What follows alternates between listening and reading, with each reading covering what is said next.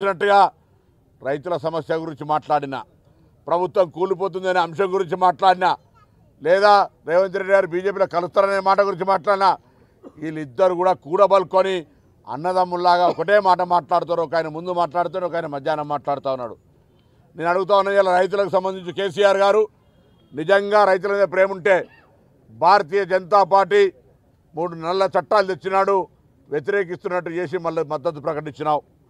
అంతేకాదు, ఇలా బీజేపీ ప్రభుత్వం రైతులకు పెన్షన్ ఇస్తా అన్నది, రైతులకు సంబంధించి గిట్టుబాటు ధర 2 చేస్తా అన్నది. కానీ 22 పంటలకు ఆనాడు కాంగ్రెస్ పార్టీ ఇస్తే 10 సంవత్సరాలు 23వ పంటగా మీరు ఒక పంటను కూడా చేర్చలేకపోయినారు. ఇవాళ మీరు రైతుల గురించి మాట్లాడుతూ ఉన్నారు, రైతుల మీద ముసలి కన్నీరు గారుస్తూ ఉన్నారు.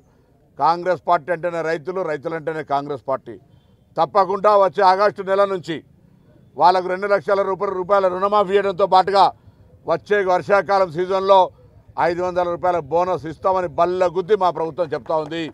ఇప్పటికే ఉచిత బస్సు ఇచ్చినాం, గ్యాస్ సిలిండర్లు ఇచ్చినాం, ఫ్రీ ఎలక్ట్రిసిటీ 200 యూనిట్లు ఇచ్చినాం, ఆరోగ్యశ్రీ ఇచ్చినాం, ఇందిరమ్మ ఇండ్లు ఇచ్చినాం, రేషన్ కార్డులు ఇస్తూ ఉన్నాం. భవిష్యత్తులో మేము ఇచ్చిన వాగ్దానాలన్నీ అమలు చేసే బాధ్యత మాది. మీరు సంవత్సరానికి 2 కోట్ల ఉద్యోగాలు ఏవి, 15 లక్షల నల్ల ధనం ఏది, లేదా ఈరోజు మీరు చెప్పినట్టుగా రైతుల ఆదాయం రెట్టింపు ఎక్కడైంది, వాళ్ళకి పెన్షన్ ఎక్కడుందో చెప్పమని అడుగుతా ఉన్నాం.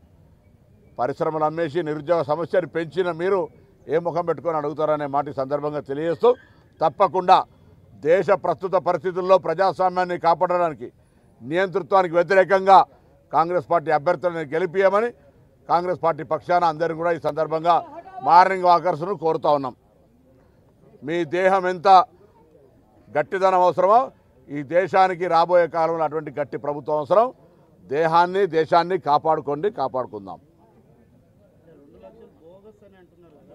అరే వాళ్ళు బోగస్ గాళ్ళు కాబట్టి, వాళ్ళు చెప్పినవి చేయలేదు కాబట్టి బోగస్ అనిపిస్తుంది వాళ్ళకు. మేము మా ముఖ్యమంత్రి గారు కూడా చెప్పినారు, క్యాబినెట్లో కూడా చర్చ జరిగింది.